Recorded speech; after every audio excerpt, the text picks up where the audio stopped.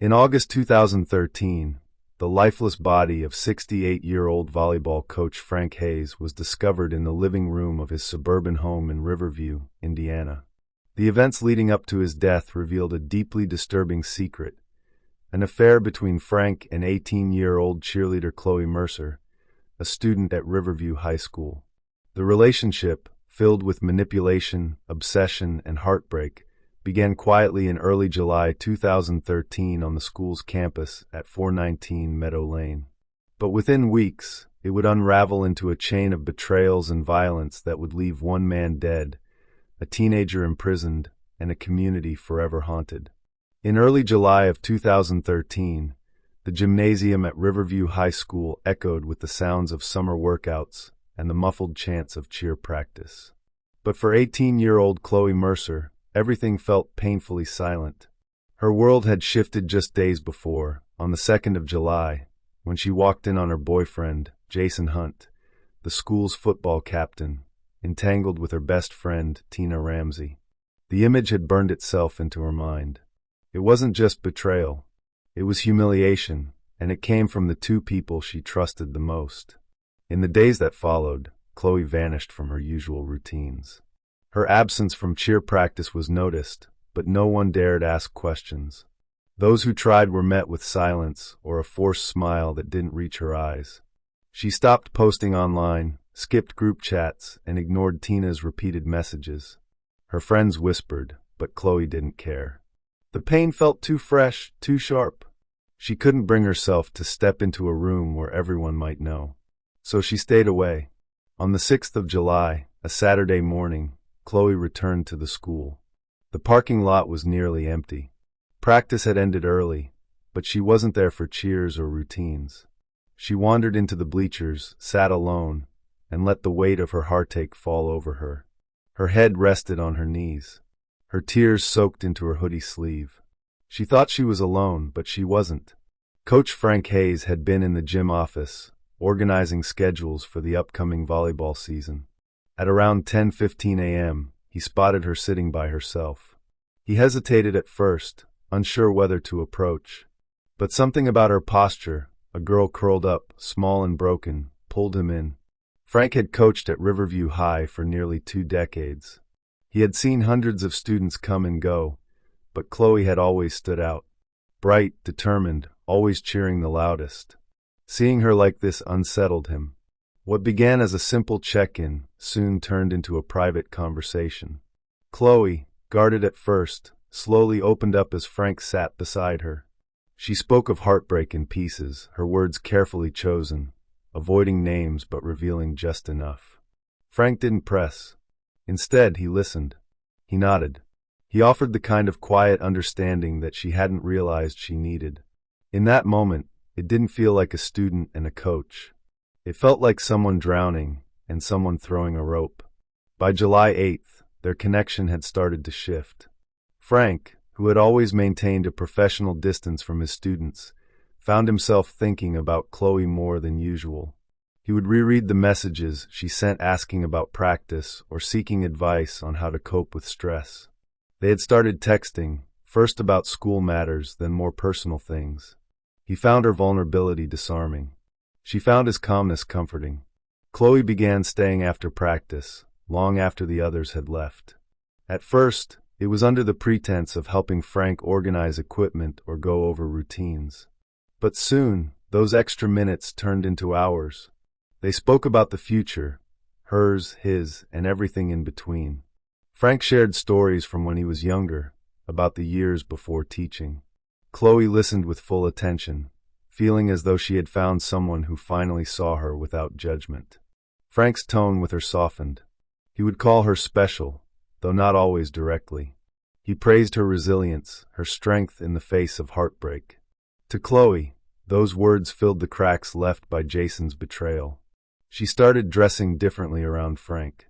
Subtly, lip gloss one day, a tighter ponytail the next. Frank noticed. He tried not to, but he did. By the 14th of July, it was clear their dynamic had become something unspoken, yet unmistakable. Chloe would find reasons to linger near his office. Frank began canceling group meetings to meet with her one-on-one. What was once mentorship had become something more, something dangerous. Neither of them said it out loud, but they both felt it growing between them like a fire no one was brave enough to put out. In her eyes, Frank wasn't just a coach. He was safe. He didn't cheat. He didn't lie. He listened. He made her feel valued, something Jason had taken away. And in Frank's eyes, Chloe wasn't just a cheerleader. She was a burst of youth in his dull routine. A reminder of passion, of feeling needed. He hadn't felt that from Margaret in years. Late into the evenings, they would text about everything and nothing. Frank found himself waiting for her messages. Chloe, in turn, found herself thinking of him before she went to bed. It wasn't love. Not yet. But it was something close. Something reckless. And it was pulling them deeper every day. No one suspected anything. Not yet. Not on the 18th of July, when Chloe arrived at school with a new lightness in her step. Not on the 20th, when Frank brought her a smoothie after practice just because. It all looked innocent. But under the surface, emotions were spiraling fast. And soon, too fast for either of them to stop, the line they had crossed would become impossible to deny. By the 12th of July, 2013, Margaret Hayes had started to feel something she couldn't quite name. It wasn't fear, and it wasn't anger, at least not yet. It was a quiet unease, a shift in the air of her marriage that no one else would have noticed but her. After 32 years with Frank, she had grown used to the silence between them. Their routines had replaced their intimacy. Their love, once full of warmth, had faded into autopilot. But now things were changing, and not in ways that made sense. Frank, usually predictable in his ways, had begun showering at strange hours. His phone, once left carelessly on the nightstand, was now always in his pocket. He'd chuckle softly to himself while texting, and once, when she asked who it was, he simply said it was one of the boys from the volleyball team. But Margaret knew better. Frank had never found teenage boys particularly funny, and he certainly never stayed up until 2 a.m. messaging them in the bathroom. By the 15th of July, she began noticing a different scent on his collar, something faint but unfamiliar. He had started wearing cologne again. He was buying new shirts, choosing ones that clung to his shape better than the loose ones he usually preferred. He shaved more frequently. Even the way he walked had changed, like a man who felt young again. Margaret never asked. Instead, she watched quietly and took notes in a little journal she kept under the bed. It was something she hadn't done since her college years. Each day, she wrote what she saw, times, moments, patterns. It wasn't about accusing him. It was about understanding what was happening, even if she feared the answer. Then on the evening of July 18th, everything became clear. Frank had told her he was heading to a late coaching meeting, the kind she never questioned. But as he left, something in his voice trembled. Margaret waited 15 minutes, then got in her car and followed him. She stayed 2 cars behind, her hands tight around the steering wheel, her heart pounding with each turn he made. Eventually, he pulled into a quiet, tree-lined parking lot just behind the old library near downtown Riverview. The sun was setting, and the shadows were long. Frank parked and waited. 10 minutes passed. Then Chloe Mercer appeared. She wasn't dressed like a student coming to get extra help. She wore jeans and a cropped hoodie, her hair pulled into a loose braid. She looked around, then got into Frank's car. Margaret remained parked a few spaces away, barely breathing. She didn't grab her phone. She didn't cry. She didn't even blink. She just sat still, her eyes fixed on the image before her. A teenage girl sliding into the passenger seat of her husband's car, leaning in just a little too close. Margaret didn't follow them when they drove off. She didn't call out. She simply drove home in silence. That night, she wrote in her journal until 4 a.m., the words shaking on the page. Still, she didn't confront Frank. She needed to understand more before she reacted. Meanwhile, something else was starting to unravel. On the 23rd of July, Jason Hunt learned the truth. It came casually, like most cruel things do. A friend from the wrestling team had spotted Chloe being dropped off by Coach Hayes at the Shell gas station just off Riverside Drive. At first, Jason thought it was a joke. Chloe was emotional and naive, but even she wouldn't stoop that low, or so he thought. But then he noticed the signs. Chloe had stopped posting selfies. She used to update her socials almost daily. Pictures of her cheer outfits, lattes with hearts in the foam, selfies in front of mirrors. But now, nothing for over a week. Her captions had gone silent, and the energy around her had changed. She had stopped avoiding people, but her eyes looked far away, like she was hiding something beneath her smile. Frank, too, had been canceling late practices, something Jason never remembered him doing before. He no longer stuck around to talk to other players or ask about off-season training. He was always in a hurry, always slipping away, checking his phone, distracted. Jason put it together quickly, and when he did, the rage came fast. That afternoon, just before sunset, he waited behind the gym after football practice. When Chloe came out, still dressed in her black and gold cheer uniform, he didn't hesitate. What followed wasn't loud, but it was tense. Jason asked. Chloe didn't deny it. Her face didn't carry shame, but it also didn't carry pride. She looked tired, as if the weight of her choices had caught up with her. She didn't try to explain. She just asked him to let it go.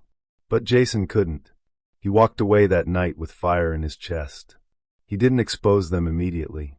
Instead, he fell silent. That silence turned into obsession. He began scrolling through old photos of them, he and Chloe, back when things were normal.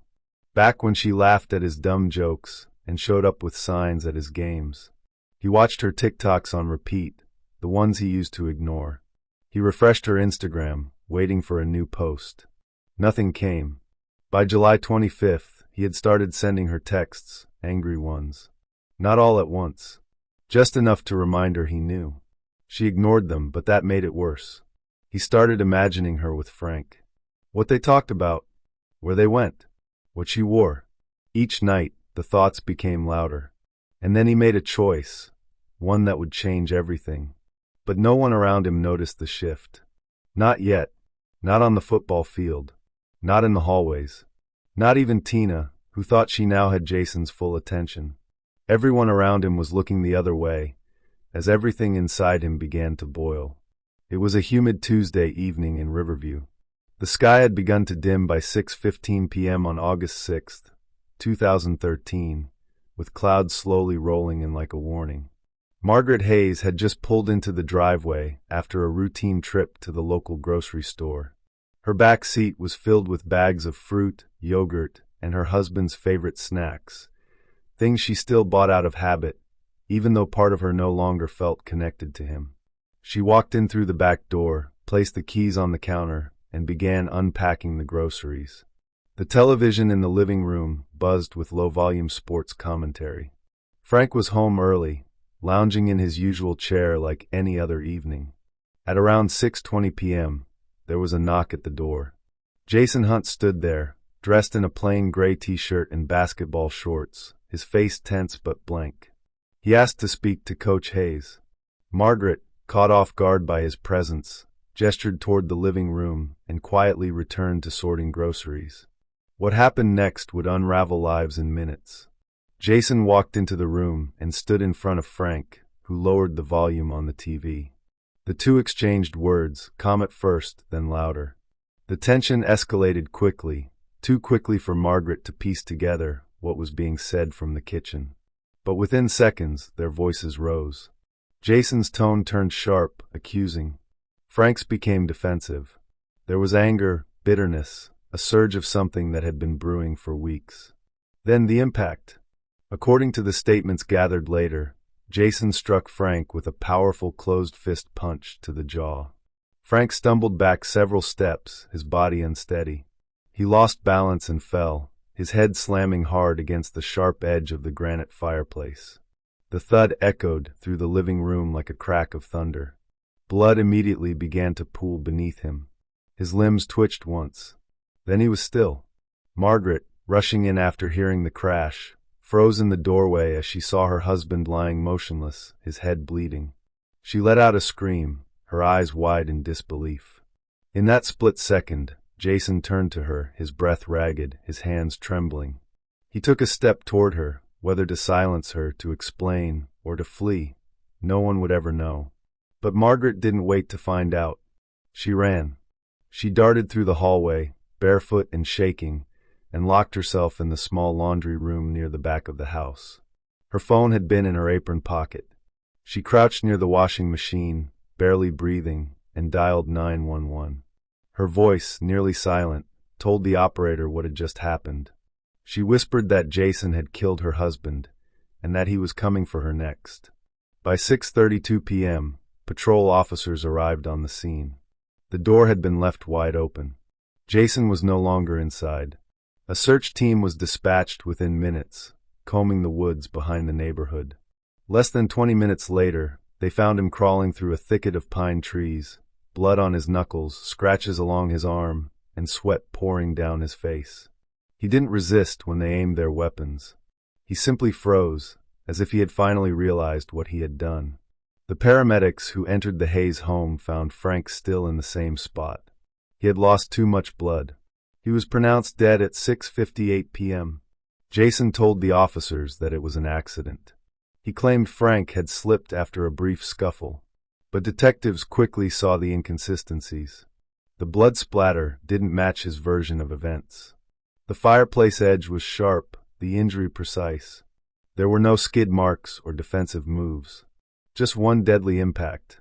By August 10th, the investigation had moved swiftly. Jason Hunt was officially charged with second-degree murder and attempted murder. The town was shaken. The news spread through the school community like wildfire. A football star had killed a beloved coach. But what shocked people more was why. When police revealed the underlying motive, the affair between Frank and Chloe Mercer, reactions were mixed. Some refused to believe it. Others had seen the signs and were no longer surprised. Chloe, now 18, had vanished from public view after the arrest. But behind closed doors, things were far from quiet. On the night of Jason's arrest, Chloe attempted to take her own life. She had been staying at her aunt's home since the news broke. Her family found her barely conscious and rushed her to the hospital. She survived, but barely. Doctors placed her under suicide watch, and she was referred to intensive trauma counseling. Her name was never officially attached to the case in court, but the damage to her reputation and emotional state was irreversible. She never returned to Riverview High. She missed homecoming. She missed her final exams. And when graduation came the following spring, her name was called during the ceremony, but no one walked up to receive the diploma. Margaret Hayes, now a widow and the silent center of the storm, released a short statement through her lawyer. She did not defend Frank's actions. She did not try to make sense of his decisions. Instead, she acknowledged the pain. She spoke of betrayal and shame, but also of the final act, one no one could ever justify. Her words were calm, controlled, but they carried the weight of someone who had been forced to grieve the loss of a husband and the collapse of everything she thought was real. The home was emptied within weeks. The blood had been cleaned, the furniture removed. But the memory of what happened on August 6, 2013, would never leave that neighborhood.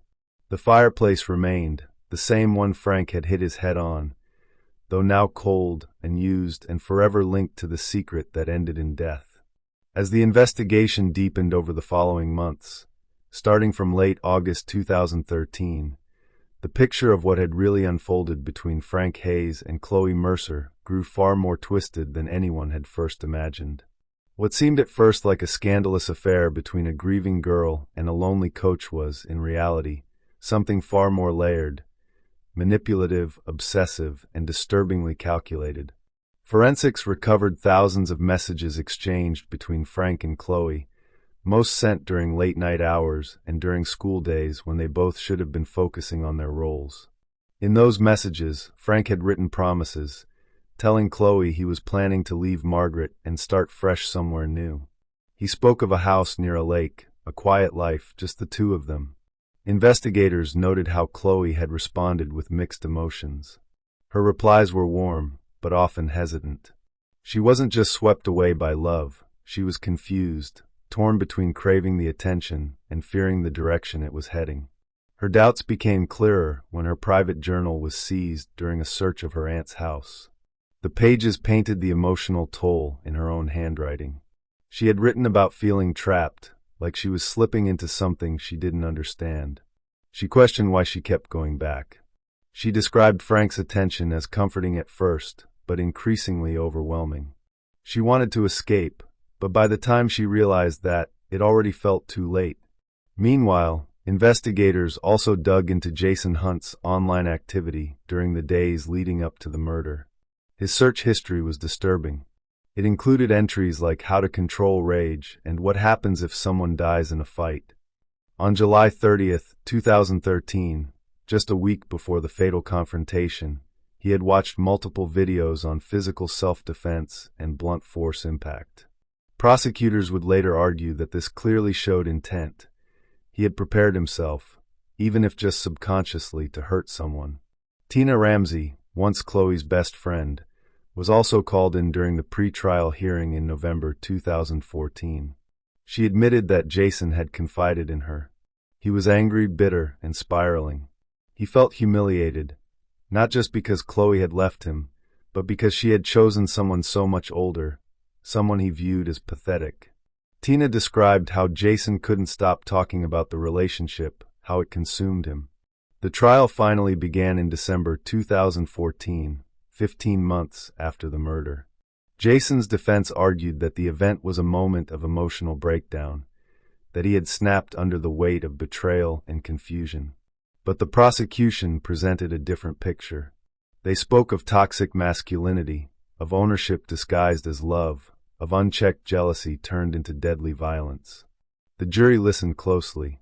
After 4 hours of deliberation, on January 20th, 2015, Jason Hunt was found guilty of second-degree murder and attempted murder. He was sentenced to life in prison, with the possibility of parole after 30 years. In the aftermath, nothing stayed the same. Margaret sold the home where her life fell apart. Chloe left the state and changed her name, vanishing into anonymity. Tina dropped out of college. She later told her story on a podcast in 2016, where she admitted she still had nightmares about how everything collapsed. The high school changed its policy permanently. One-on-one student meetings with coaches were banned. And in 2017, the entire case was retold in a true crime docuseries titled Beneath the Pom-Poms. But even years later, one question continued to echo across Riverview. Was it love, betrayal, or obsession that truly killed Frank Hayes? No one could answer, because maybe in the end, it was all three. Make sure to like and subscribe so you don't miss out on our daily updates, and check out another insane case we've covered. The story where a wife discovers her husband's secret girlfriend after 30 years of marriage. You don't want to miss it. Let us know your thoughts in the comment section below.